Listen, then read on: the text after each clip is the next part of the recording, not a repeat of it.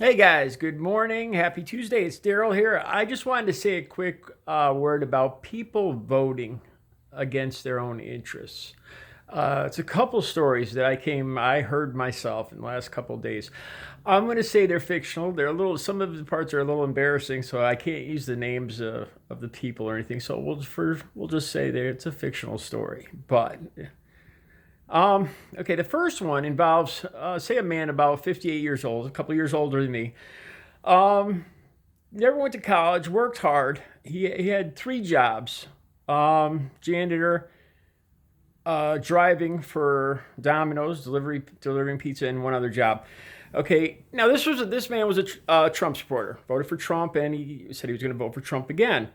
Um, he was very upset with Obamacare, the stuff he had seen on Fox News, being forced to buy insurance. Um, but then he told me this story. It's a personal story. Uh, he ended up going to he ended up he got a personal doctor, which he would have never had before. Um, he ended up going to the doctor because of a lump in his testicles. And he told me, he says, back before, when I didn't have insurance, when I didn't have a doctor, the only other option was the emergency room, going to the emergency room. And this guy told me, he says, there's no way on earth I would ever go into an emergency room with the nurses and tell them I felt a third ball, as he put it, or, a lump in his testicles. But he did end up getting himself a doctor. And there was other health crises that having a personal doctor. I think there was high cholesterol, and borderline diabetes. But anyway, back to this. So he found this. There was a lump in his testicles, and it ended up being. I think it was stage. I don't know a lot about cancer, but stage 2 cancer. He was referred to. I believe it's called an oncologist, a cancer doctor,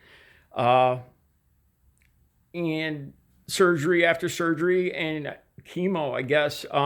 Anyway, the man's healthy today. The man is healthy. This all happened in the last 4 years.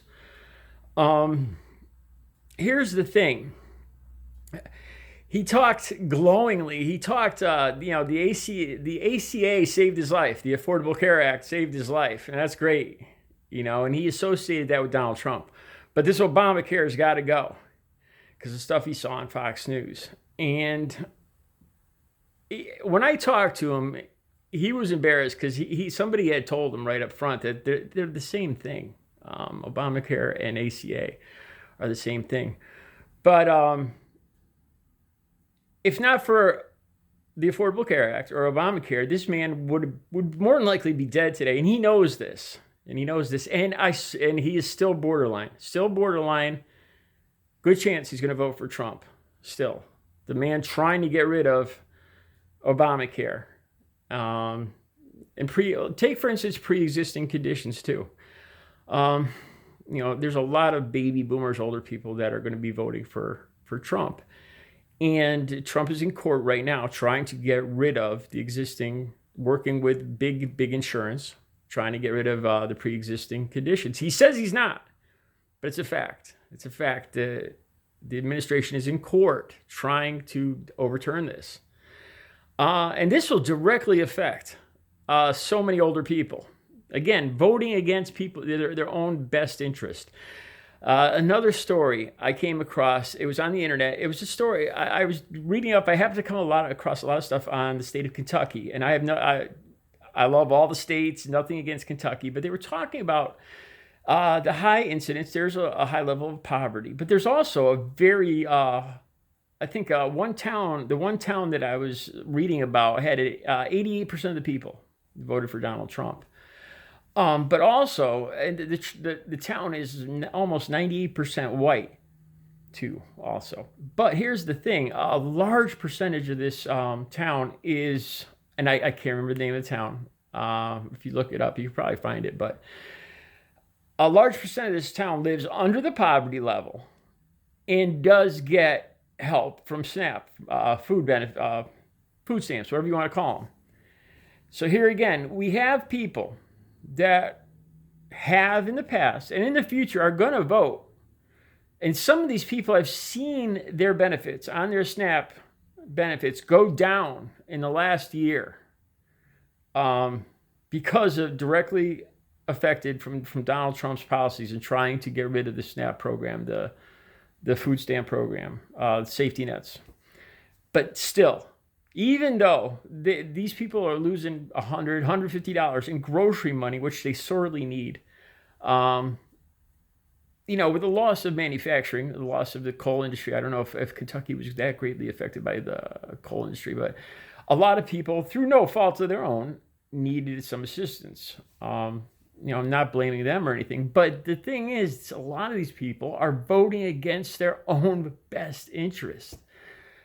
With health insurance, the safety nets too. A lot of people too. There's a lot of people that know that he's cutting. He wants to cut a lot of the safety net stuff, but because of their situation, that they're not in a bad place at the moment, they don't worry about it. And they figure, well, if that happens to me down the road, I'll pull myself up by my bootstraps and fix it myself. I don't need any help. So, but that's not how life always works out. And I know this, I was the top truck driver for a company called Hoboken Wood Floors. I drove a flatbed, Teamster truck driver. I had the best truck, the best route, brought back the money. I brought back an empty truck every day. No excuses, pockets full of checks and money. I was such a good truck driver. I hurt my back. I had a ruptured disc where it actually broke in half, moved up and down my spine. And I got fired. I got thrown out the door. I was no longer needed. I forgot what my point was here. But you could be a hard worker and the shit can still hit the fan. The unexpected happens. Everything turned out all right. I found new vocations. I went back to school and everything. But shit happens. Just because it's not happening to you now doesn't mean it's not going to happen in the future. Anyway, back to voting against their own best interests.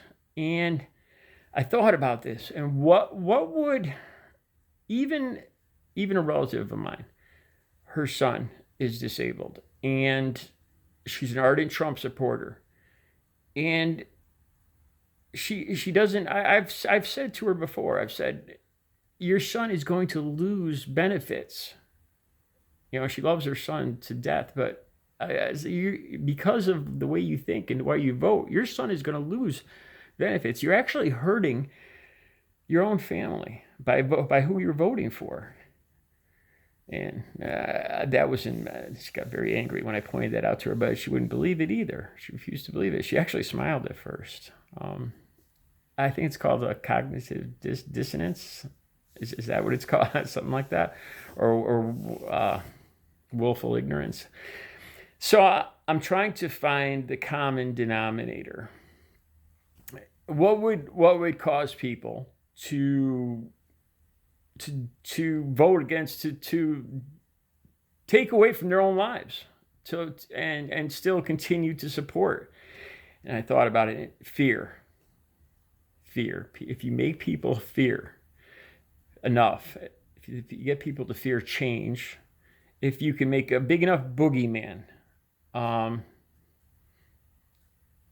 and Fox News, and their stories, and the stories of, I heard people talk about everybody was going to have to wear burqas, and people are going to have to, there's going to be Sharia law. Remember all that? Right in 2016 when Trump got elected. And then a lot of white people, a lot of older white people are very intimidated because they think they're going to become a minority. Fear. They think they're going to be treated badly because they're a minority. And what does that say right there about how they treat minorities now, if they expect to be treated badly later if they become a minority? It's all about fear. And Fox News propaganda. I'll point them right out. And there's a lot of other stuff on the side, Reddit and Twitter and the various groups on Facebook and whatnot. But I think one of the biggest perpetrators of this misinformation in his fear campaign to get people to vote against, to go against everything logical. Humans have a natural survival instinct.